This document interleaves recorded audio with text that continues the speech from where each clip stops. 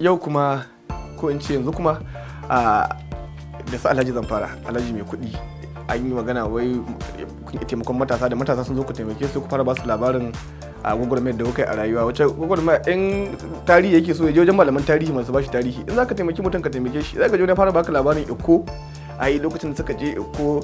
To kai ka kai shi Ikkon? Kai Ikkon ba kai ka aka ko da kanka je Ikko din, ka kama shi kai shi Ikkon ka gani mana. Sai ka nuna mutum kamar gazawa shi ne. Wani in an yaga baka labarin shi gwagwarmayar da yi bai samu kuɗin da ka samu din ba, za ka yi maki, za ka kai ba kai komai ba. Da haka arziki bai da alaka da yawan gwagwarmaya. Za ka tashi ka nema, amma ba wai in za ka taimaki mutum ka taimake shi. Za ku taimaki matasa ku taimake su.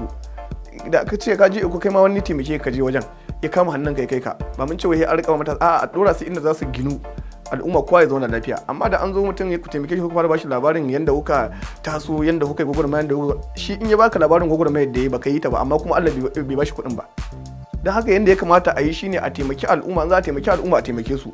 In za ka ba mutum abin da ya dace ka bashi abin da ya dace, ka dora shi akan hanya. Kai ma da ka je Ikkon, kai ka san Ikkon, ba kai ka akai ba, ka gane ka san hanya, kai ma dole ka da jagora. Don haka taimakon da aka yi muku da kuna yi yanzu, ai da ba haka ake ba. Ku dan ana taimakon ku ba a taimakon ku, amma yanzu ba an ban matasa kawai sun zauna sakaka haka kawai, an bar su da an yi magana a ce suna zaman banza, suna so kuma da an baku yanda kuka ban mu yanzu, ko kuka ban matasa yanzu, da kuma ba ku kai yanda kuka yanzu ba.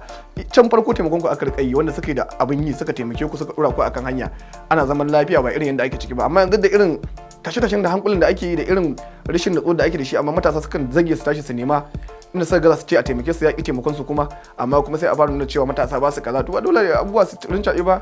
Alhaji a taimaki mutum, a daina bashi wani labarin tarihin abin da ya wuce kawai. In tarihi ne ya ne malaman tarihi, taimako ke so a mai, ba wai a bashi wani tarihi ba. Ai kuma malaman tarihi, ka taimaki mutum ka taimake shi. In ka je Ikko, to kai ma kai shi Ikko din yanda ka je, da kuma irin yanda aka taimake ka, ka taimake shi ga in bai ba haka.